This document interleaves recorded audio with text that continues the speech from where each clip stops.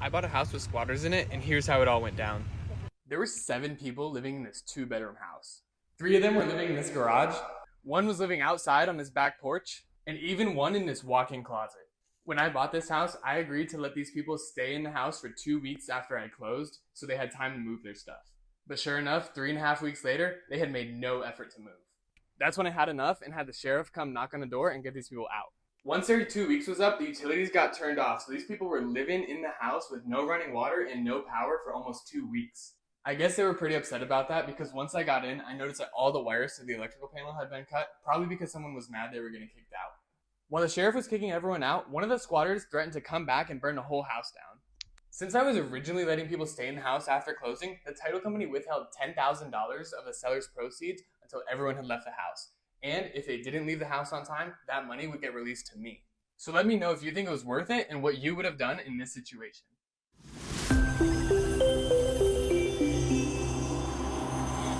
I'm Jordan Lulich. This is the Lulich Corner, and today we are going to talk about what happened to Donovan Camarotti and one of his flips. So Donovan, thanks for coming on. We appreciate it. And yeah, that was quite a video right there, man. Like, that was real life, real stuff, right? That really happened. What happened? Like, you tell us the story. I had gotten under contract with this house from a wholesaler.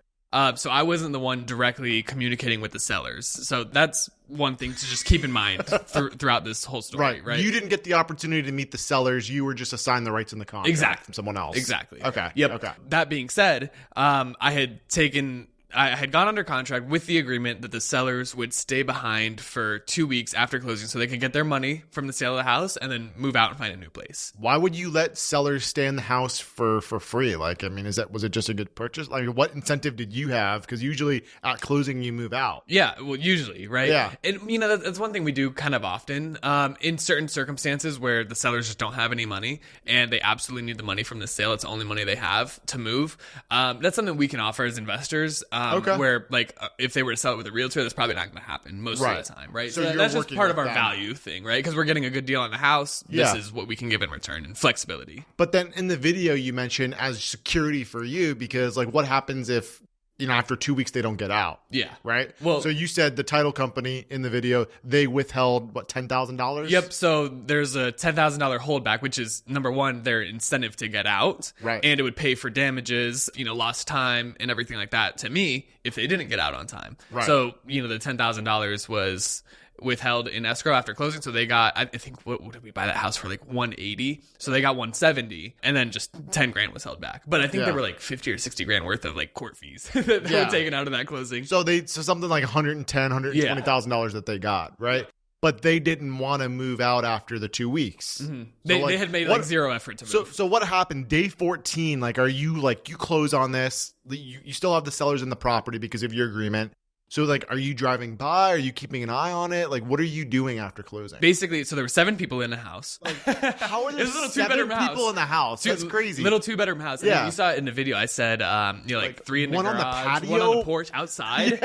And then in the closet. There like that. I know, it's wild. This girl literally had a bed in the closet. That's really. It was full-grown adult, not like a kid or anything. In the closet. Yeah, maybe it was comfortable. I don't know. Guess. Did you get in the bed for a little?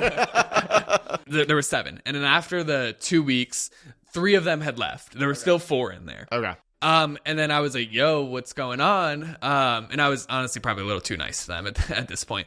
And they were like, oh, okay, the check hasn't cleared or whatever. We need, an extra couple days. It's like, all right, well. They're 110,000? Yeah. 120,000, exactly. 100,000. So their closing proceeds never cleared the bank. And I was like, well, and I didn't know whether to believe them or not. I called time. Yeah, I was like, I called title. I was like, oh, the check has been issued. Right. But come to find out, lady didn't have a bank account. That's a problem. So that was a problem. That's going to delay it a little bit. So, all right, I'm going to be nice. I'll give you an extra 2 days penalty free. Really? Yep. And then after the 2 days, though, if you're not gone, I'm taking a full penalty of 10 grand. And sure enough, no effort to move. So you were literally willing to give them the 10 grand if they would vacate in 2 more days. Yeah. So day 16. Yeah. Exactly. Okay. So then you come back day 16. There's 4 of them are still there. Yep. 4 of them are still there. Okay. And then are you going in the house at that point? Well, so I did go in the house because you have the keys, right? At that point, I had the keys after the 2 days, and I went in the house, and no one was there. except that I didn't check the garage. Okay. So then there was so you thought they vacated. So I thought they vacated, and I sent guys there the next morning to work. Yeah. And there were 4 people in there. I was like, yo, what's going on here? How did they figure out that there are people in the house? Well, they went to trash everything out and remove all the junk. Yeah. And some people came out, out of the garage, out of the closet. They were like, hey, what are you doing here? Oh my god! Like, we're here to clean it out. Your guys must have been like spooked, man. Yeah. But then anyway, we go in and we got the cops there, and they're like, hey, you guys got to go. That day, day 16. That day. Yeah, around there. Maybe like, it was around that third week, more or less. Yeah. Because I know I was out of town for like a couple of days as well. So around the third week, we get the cops there. The guys are there to do the trash out. 3 out of the 4 people are still there. The one main lady who was actually the owner of record was not at the house. She was elsewhere, right? But all her stuff was still there. So she was clearly still living there. Yeah. Anyway, that being said, is the other 3, they left. I mean, they were kind of pissed, but they left. Okay. One guy... were they like her friends? Or yeah. Who were they? Okay. Yeah, so she had like just all of her friends her hanging out crackhead there. friends. Literally. Yeah. So anyway, those 3 get out. They take, whatever stuff they got on their back and they leave. One dude was mad. He was like kicking a dumpster. He was the one that actually said, I'll come back and burn the place down. He didn't, obviously. He threatened to say he was going to burn the place down. Yeah, he did. Wow. Yeah. So they leave, and this one main person, she stays in the house. Yeah, that we couldn't pin down. Like, she was never there when we wanted to be there, but she was clearly living there. Why didn't you lock up the door? Like, why didn't you just secure the house? Well, we did.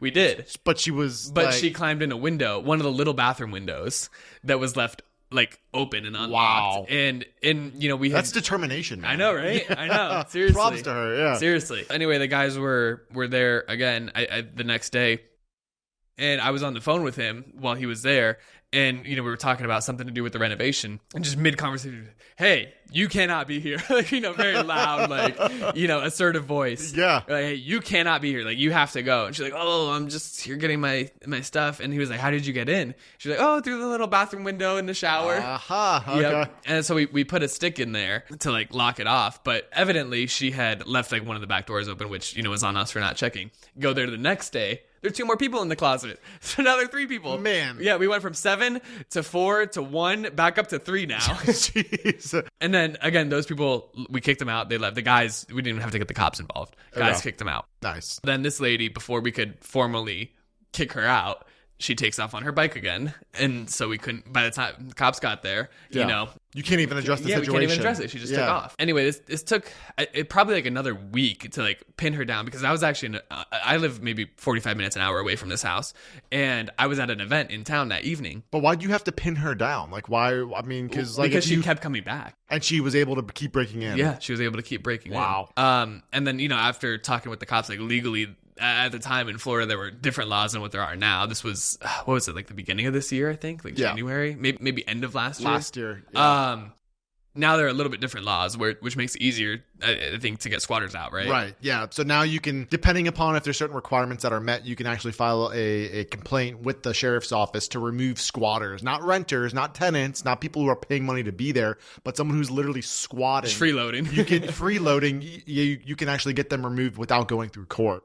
But I mean, at that time, your remedy was to go to court, right? Yeah, like, it's like a full blown. It was an eviction unlawful process. Detainer, similar to an eviction process. But that could take weeks. You were looking at 4 to 6 weeks. Yeah, and it was just time, that we couldn't renovate the house, and it's money we're paying in interest. I had set up a camera to like try to catch someone coming back, and I did. Where did you put the camera? Just right in, like on the tree, right in the front, facing the front. Yeah. Okay. And she walked right by it, and I got the notification. This is like at this point probably 9:30 at night. I turned around. I was like halfway home. I turned around and I sped back to the house, and sure enough, I caught her there, and I called the cops. The cops met me there.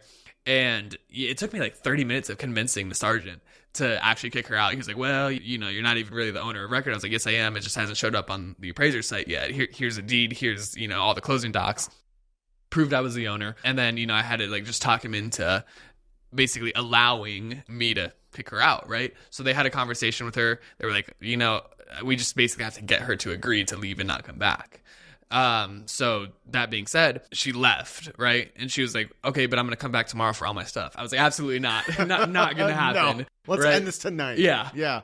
And did she have a lot of stuff in the house? She had like probably a room or two full of stuff. Probably like a good room and a half full of stuff. So before we go into it, so like what do you have the video of the camera? I do. You want to see it? Yeah, let's take a look at it. Let me pull it up. And what determination she had to like persistent.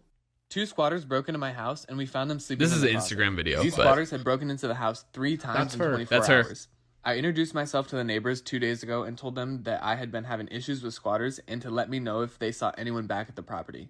The next night, I got a call about 10 o'clock from a sheriff saying the squatters had broken back into the house. The sheriffs kicked everyone out, and the next morning my guys went there to start remodeling the bathrooms, and they opened up the door to find 2 people sleeping in the closet.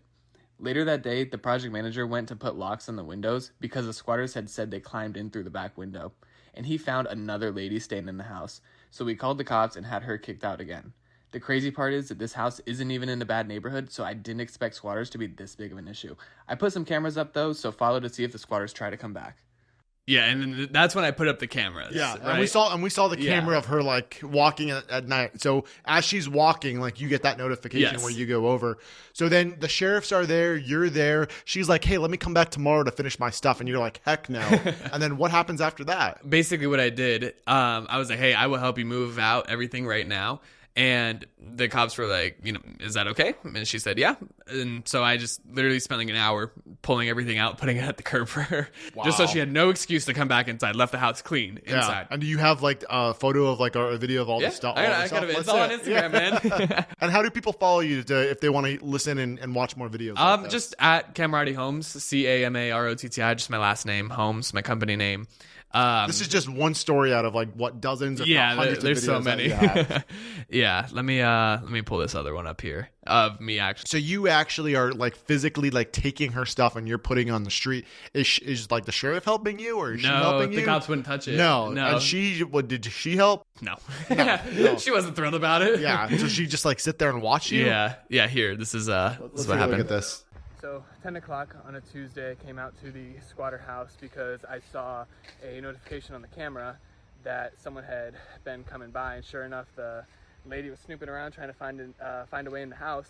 So what we did, called the cops over here, got her to basically, say she wasn't going to come back, so if she did, we can trespass her, and she left some stuff out on the porch. And you can see now there's not a single thing left on the porch. Nice. Helped her move all her stuff to the curb. Wow.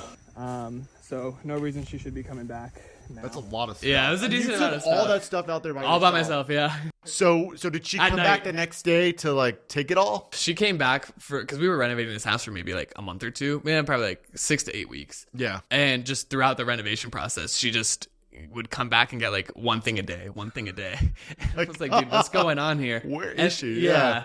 And then at one point, code enforcement called her. Like, that's hey, what I'm thinking. Like, that's a code enforcement violation to leave all that stuff there. The code enforcement called. They were like, hey, what's up with all this stuff? And I explained the situation. They're like, okay, just like get it out within a few days. And one of the guys, she had come back, and one of the workers actually let her know what was going on. And she said, okay, I'll be back for all of it today. Didn't come back. And then so we tossed it all. We were trying to be nice to her and let her get her stuff, but at some point we just gotta get rid of it. And then that was the end of it. Yeah. You didn't see her again. So I think what everybody's wondering, Donovan, is like, would you do this all over? Oh, absolutely. Yeah. Would you do it the same way? Like, I guess let's take a step back. What would you do differently if you could do it all over I wouldn't be again? so nice. You wouldn't be so nice. I wouldn't be so nice. Okay. No, I would go in there, and maybe not even me. I'd maybe send someone to go in there and bulldog them and, get them out. Because if people are being reasonable and are actually trying to get out, okay, fine. I'll be reasonable with you. If they're obviously making no attempt to get out, then you guys are getting kicked out. Like, I'm sorry. You know, that's just how it's going to be. And you got $10,000 at the end of the day. So was it worth it? Yeah, no, I made it worth financially? it. Yeah, I made it worth it. By the way, this lady, I found out, a little bit later on, she ended up in jail for something. I don't even know what it was. Drugs or whatever. And the check, she like ended up endorsing over to her meth dealer.